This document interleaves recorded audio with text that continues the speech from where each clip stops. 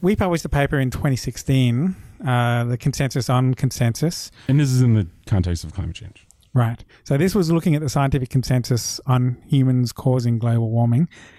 And we basically looked at all the different studies that measured consensus, did a synthesis of the research, and we found two key features in this research.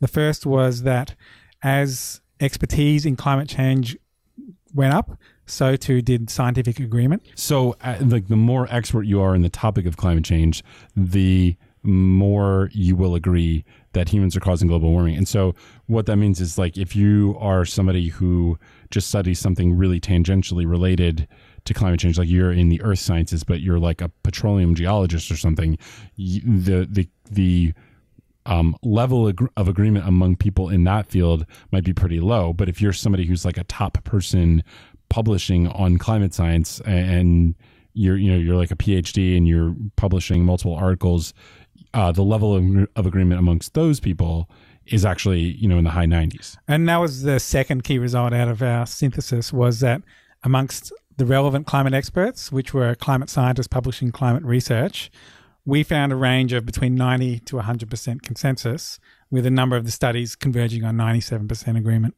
Now, because you have this dynamic of, as scientists get higher expertise, they get higher agreement, that means that it is possible to find scientists with lower agreement. Right. And so we see something like this going on in the National Review article. The irony of the National Review article is he is citing our 2016 survey of surveys and saying that in this survey of surveys, here is a sample that found only 80%, and here's a sample that found only 85%. Right. And how is he getting those numbers? He's picking groups of scientists that include non-experts, not even sometimes non-scientists. Right. So basically, like it's like a watered down.